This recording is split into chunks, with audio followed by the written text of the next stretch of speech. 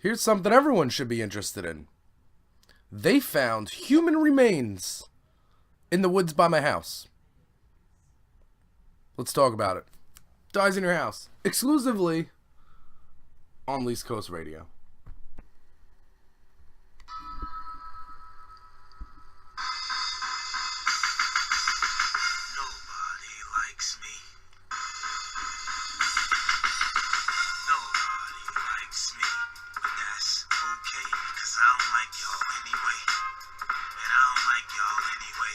A 1,000-mile journey begins with one step.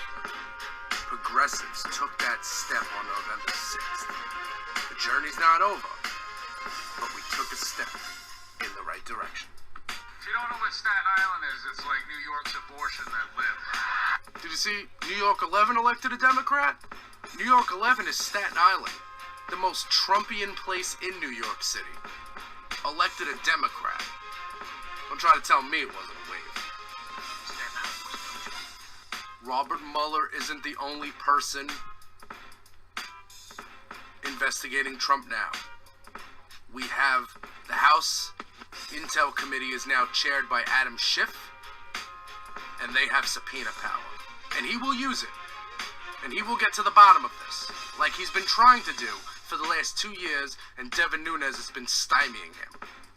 Devin Nunes is no longer the chairman. The midnight runs to the White House are over.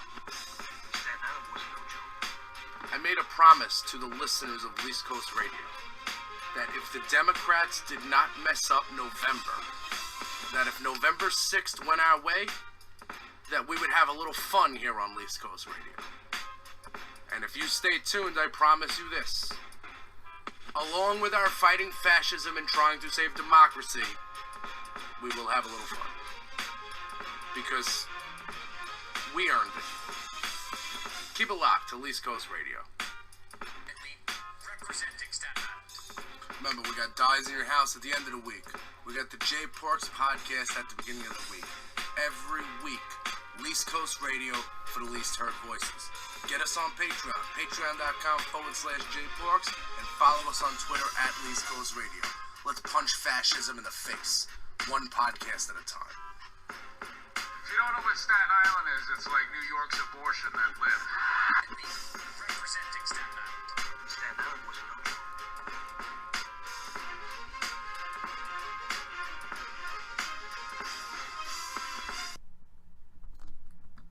Hey, yo, who's in the house?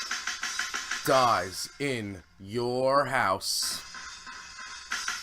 What is the word, peeps? What goes on? It is Friday, and we are back here on East Coast Radio, another action-packed edition of Dyze in your house.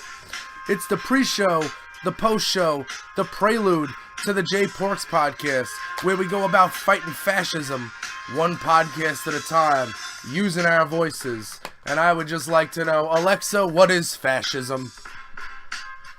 The noun fascism is usually defined as a governmental system led by a dictator having complete power, forcibly suppressing opposition and criticism, regimenting all industry, commerce, etc., and emphasizing an aggressive nationalism and often racism. Sounds about right. That's what we're going through in America. We are fighting it. And we're not doing it violently. We're not throwing bricks through windows. We're not looting businesses. You know, we're not vandalizing things. What we're doing is simple. We're using the tools we have, and the tools we have are our voices and our minds. And we're using that to fight the fascist ideology that is rising in America every day. Every Republican, every conservative, every time that they go a day without rebuking this fascist administration, they are complicit. And we cover it. And I understand that some people get annoyed and they don't find the things I talk about interesting. Which is why I started Dyze in Your House. It's a one-topic podcast to not make the J Parks podcast go all over the place. And I got a little something different for you this week. I'm always talking about local elections and stuff. I'm not always talking about them, but I'm always saying that when we're talking about politics, when we're complaining about elected officials, the important thing is that when you go vote, and not, listen, the general election is one thing. I understand, oh, those candidates didn't have anything for me. That's cool, whatever the case may be, but those local elections, the bottom of the ballot, the back of the ballot, that stuff's important. And people need to pay attention to that stuff. Because what happens locally affects what happens nationally, eventually. Let's hope not in this case, because I have a little nugget of information to share with you this week. This week, on Dyze in Your House, we're not going to talk about the rising fascist regime. As of right this second. It's not going to be a main driving point here. So, you guys get to hear, if you're a conservative, you finally get to listen to my podcast without feeling like crap. Well, if you fast forward it through the first 5 minutes of it, of course. So what we have, and listen, I'm from the rugged lands of Shaolin, right? You know this. The rugged lands, home of the greats, like Wu-Tang and Pete Davidson. And that's it. But what we have, it's a weird place. I live in a community, like a development. It's not a gated community, but they're condos, and they have speed bumps, and there's no sidewalks, and the streets are very thin. It's a community. We have a community pool. We have basketball courts that have not been repaired in over a year. They just tore up the asphalt and left it there. Thanks, trying to get my workout. Now that I'm unemployed and I got plenty of time to go over there and play ball, can't even ball out anymore. That's not what I'm talking about. Behind my house, there are 26 acres of woods. Those woods, as a teenager, were very convenient for me and my friends. We had fireplaces. We had chairs. We had a place, we had a place to go that wasn't school. We had a place to go that was away from security guards. We had a place to go that wasn't hanging out right behind somebody's house, because there's 26 acres of woods behind my development, and there is a path. There are paths on each side between the houses and the woods, and it's protected land, so they're not going to go in there and plow it down. Staten Island is weird. The woods on Staten Island are protected not because we're eco-friendly, but because Staten Island is built, it's so old school, it doesn't have the drainage system that is required for the amount of people that live on Staten Island. Therefore, the wetlands and the wooded areas, as they call it, protected areas by the green belt, really just serve as more of a system to keep floods out and to serve as a sewer almost. Some parts of it. So I've lived. Since 1998, I've lived here. Now, last week I was talking about something. I was talking about Howard Schultz growing up in the Bayview Projects, and that's in Canarsie, and I was like, he's from my old hood. Now, when I said that, I was being accurate, but at the same time, the Bayview Projects and my house where I grew up was probably not 20 blocks, but maybe 10. Walking distance, but not a stone's throw. Let me tell you about Wednesday. My cousin drops me off from a day full of delivering snack foods, and there are police at the top of I live in a cul-de-sac. There's police. 3-4 cars. They're blocking off the street. They're not letting people, the main street, Alyssa Way, is in a big, L. It's like a 90-degree angle. So you can come in on Woodrow Road, drive straight, make a turn, and you come out on Arthur Kill Road. There'll be maps and stuff on YouTube where you can see this. So they're not letting anyone go, so we pull up and we're like, what happened? And some kids on the phone is like, yeah, somebody OD'd, they found somebody dead. Whoa. Somebody OD'd? Crazy. When I went in my house, and I went into, and here's a new thing. You guys like 2019, right? Alright. Wherever you live right now, is it or is it not the best thing in the world to join one of the nosy neighbor groups. You know what I'm talking about. On Facebook, they have the groups for like your block or your community, and all these people do is complain about the most innocuous stuff. I mean, obviously a dead body in the woods is not innocuous. Not saying that. And again, let me just say this, and I'll say this as the music stops. I don't want anyone to die. So, like, people being found dead, not something I think is cool or funny or anything. So just let me get that out of the way. So it turns out, I'll read the article. It's very short. It's from ABC. So there were lots of talk. There was a dead body found, human remains, overdose, drug-related. People in the nosy neighbor group are like, oh my god, this neighborhood, what is it turning to? Oh my god, what is it turning to? And, you know, there's both sides to that argument. I'm not saying that person is completely wrong. So then I finally got the story. Like, it was on the 11 o'clock news. They were outside 50 feet from my house. A detective rang my bell, dog. A detective rang my bell to ask me, quote, you haven't seen anybody dragging a dead body in the woods over the past 6 months, have you? No, have not. But, you know, he gave me his card, told me if I remember that I did, to let him know. So here's the story. 2 men arrested after a body found in Staten Island woods. Suspects allegedly lived with body for a period of time. This is my commute. This is my development. This is 100 feet from my house. Arden Heights.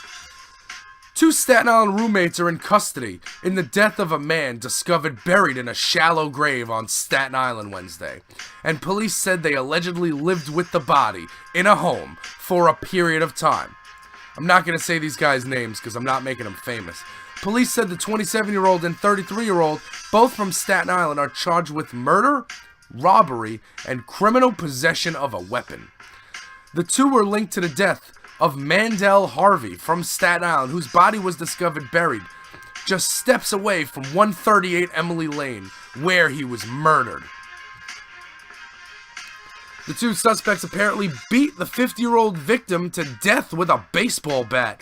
The victim appears to have died of blunt force trauma, but the medical examiner will conduct an autopsy to determine the cause of death.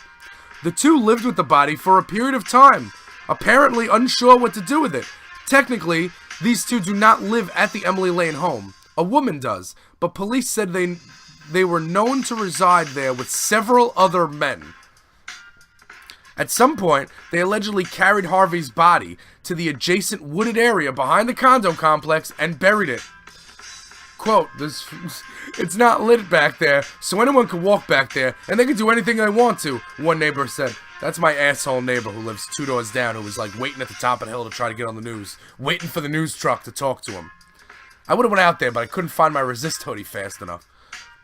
A tipster told the 123rd Precinct that they knew a man was buried in the woods off Alyssa Way and Arthur Kill Road about 6 months ago. The NYPD found the body in an advanced state of decomposition in a shallow grave. Detectives then arrested the suspects Thursday, and they were arraigned in the afternoon. And they both have criminal records. Surprise, surprise. I was shocked that people that murdered somebody, lived with the body, and then buried it in the woods, had criminal records. Okay. So that's, according to ABC 7, they were arraigned. They're going to court today, this afternoon, Friday. This podcast will probably be out. Their penalty really doesn't matter. These guys beat somebody in the head with a baseball bat and buried him in the woods. Now, you might wonder, Jay, you just said, you know, you live in a community. Aren't there security guards? Yes, there are security guards. Well, Jay, if you live in a neighborhood with security guards in this little condo complex, how can the security guards not catch on to somebody carrying a body? That's a good question. I'll answer it for you. Security leaves at 2 a.m. The security guards in my development don't do anything besides drive around and see if you have because everybody needs you need a sticker on your car to say you live here. So all security does is drive around. They go to cars without the sticker, and they put that big sticker on your driver's side window. The one that you gotta go to, like, the mechanic to get off. It doesn't come off your window. Oh, what pieces of trash. So, I came home on Wednesday to an active crime scene. Police tape and everything. It's Friday. Still an active crime scene. Now I'm getting to prong 2 of this. Okay. Now I have to live in a Nazi police state closer to home? This is a private community. I don't mean to, like, sound like... I'm not some hardened criminal that goes around breaking laws. But let me say this. There's one benefit of living in a private community. It's that the freaking police don't roll around, you know, hey, what are you doing, sir? Like, it's not their business. We got security guards and a chain of command here. This isn't like a regular street corner. There's no, like, cops sitting around. Well, now there is. There's cops all over this block now. And I'm not saying, and again, like, you know, don't get it twisted. I don't hate cops. I just hate the cops that are arresting me. But, you know, to put it fairly, there are some laws right now that are currently being lobbied to be changed. So I'm in a little purgatory period right here where I want to be obeying those laws, but those laws aren't in, you know what I'm saying? And you know, I have to leave my house to go see people, to get plants. And, like, now there's police all over my block because some idiots buried a body in the woods. Let's get to prong 3 of this. The Nosy Neighbors group. You know, it only took 6 hours till after this happened for somebody to comment, leave a post. Oh, we can't even secure our borders. Now they want to build a wall around Aspen Knolls. LOL. What are you talking about? Why did this have to get Trumpian? Why did you have to parrot the Trump talking points? This has nothing to do with that. Also, the people there's like 300 people in this group. Watch. I like awesome comments, but that's all I do. I don't want to get involved because, you know, I'm a liberal and they, you know, I don't want them to come to my house with tiki torches and throw me out of here. So I'm seeing these comments, and they're like, this neighborhood's really turned to shit, man. This neighborhood's turned to shit? You know, listen, anybody that is talking about how we need, like, a fence around the neighborhood, like, this is not a gated community. I say it's a community, like, it's a complex. It's not one of those, it's not, like, for people who are well off, you know? It's the opposite of that. It's like, you know, we left Brooklyn, but, you know, we really, you know, we live here now. It's not low-income housing, but a lot of people that have low income live here. Oh, what's happening to the complex? The place is turning to shit. Drug dealers, kids screaming, dogs barking, people getting robbed and killed. Now, there's a fair point with in the past couple of months, in the past 6 months, there have been 2 robberies in my neighborhood, but that's only because criminals finally figured out that this neighborhood without the sidewalks and the ability to each cul-de-sac, you can go into the back paths, you can easily escape anything going on. Like, you know, you could be on Alyssa Way and you could be on Emily Lane in 5 seconds. And there's no road that leads there. It's only walking paths. And if, you know, you can get creative. It's a good place for criminals to, you know, rob somebody. You know, but everyone's got a Ring doorbell. We got security. You know, and I think the people who say that this neighborhood is turning to show what's happening to this neighborhood, have you people ever lived in a bad neighborhood? Like an actual bad neighborhood, where people get shot every day for looking at you the wrong way. Don't tell me. I mean, listen, again, I don't want the guy to die and be buried in the woods. But if it was a 50-year-old black guy that got shot on the corner of Bedford Avenue and Nostrand in Brooklyn, would people say, oh, what's going on to the neighborhood? No, they wouldn't. There are real hoods. There are real hoods in Staten Island, where Wu-Tang is from. Not Aspen Knolls. Aspen Knolls is not the hood. And if you think that, you know, that because you have a community of 1,000 houses and maybe there's 6 bad apples, if you think that that makes your neighborhood a bad neighborhood that's turning to shit, then let me tell you a little story about white privilege and how it happens. What happens is, you grow up privileged, and you don't see, you know, poverty and crime and people struggling, and you're not in underprivileged places, and you don't know what it's like. And then when stuff starts getting real close to home, it's the same thing with the heroin epidemic. It's an epidemic now that it's in the suburbs. But it was only killing black people and musicians. Nobody cared about it. It was just something famous people did. Fair or foul? Don't tell me I'm lying. I ain't never lied. Well, I have lied, but not on this podcast, not on any one of my podcasts. I don't tell lies. I only tell lies on job interviews. And if any employer is listening to this podcast, don't worry, I already know I don't have the job. So these people killed somebody. They hid the body in their house, which is like sick necrophiliac behavior. Then they snuck it out, buried it in the woods. Shallow grave came up like 3 times in the article. Are they trying to tell future criminals that if they want to dispose of a body properly, they should dig deeper? Because that's what it sounds like, a shallow grave. That's not the crime! That's not the most important piece of this. Dogs barking.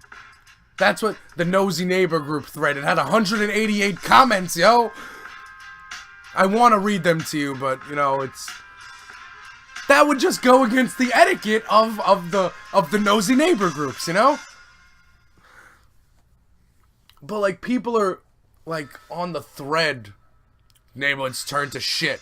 We need an emergency meeting of the Homeowners Association. And one guy is in there, one of my neighbors, who I didn't know I liked until I started reading his awesome comments. He's like, there's board meetings, you know, this and so. I'm there all the time. He's like, you guys should show up. And then they start going into the, oh, well, what is showing up gonna do? Well, this is the same thing as voting, is it not? They're using the same thing. Oh, I'm not interested in the presidential election, so I'm not gonna vote for local elections. Like, you need to go to if you care about what's going on in the community, go to the board meeting. You know? They have them all the time.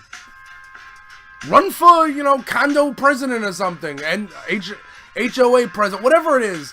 Run for that. Go make change.